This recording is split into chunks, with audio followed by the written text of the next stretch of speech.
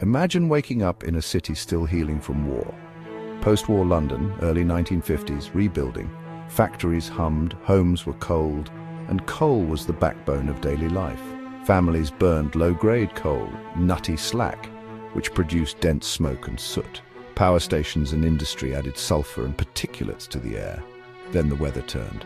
A high-pressure system settled, trapping cold air at ground level. Normally smoke would rise. This time it could not. Pollutants stayed at street level. December arrived cold and still. The stage was set for a disaster. Londoners prepared for a hard winter, unaware of what was coming. On December 5th, the fog rolled in, at first like any pea souper, but this one was different. Soot and sulfur mixed with the fog, turning it deadly. This is the story of the Great Smog of London.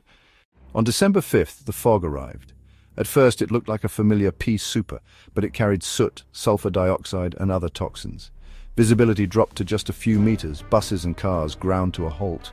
River traffic stalled, even trains and ambulances struggled to move. Ambulances could not reach patients, hospitals braced for an unknown strain, theatres and public venues closed as audiences could no longer see the stage.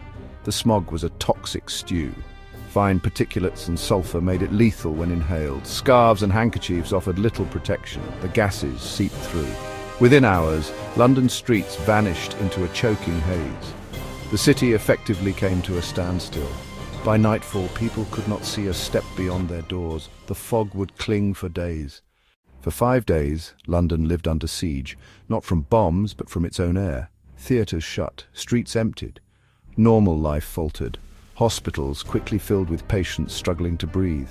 Those with asthma, bronchitis, and chronic conditions suffered most. Residents said they could not see across their own living rooms. The smell of sulfur burned eyes and throats. Public transport halted. Ambulances and services struggled to respond. Police and volunteers tried to help, but movement was slow and dangerous. It was not just people. Livestock choked in the haze. Farmers were devastated by sudden losses. Communities rallied, neighbors helping neighbors through the fog.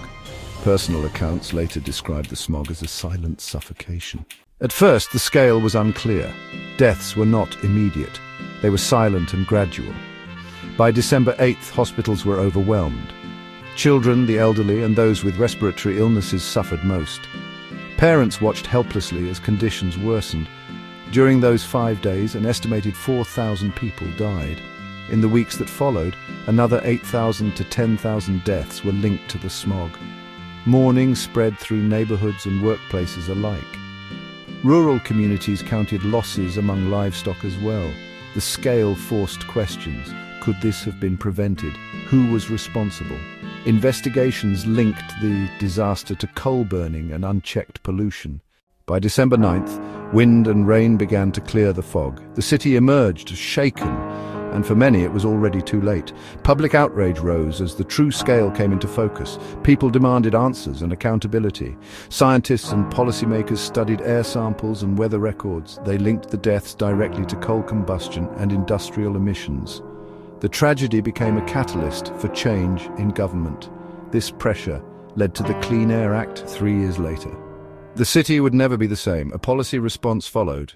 The Clean Air Act restricted domestic coal burning and encouraged cleaner fuels. Legislation enforced smokeless zones and new standards.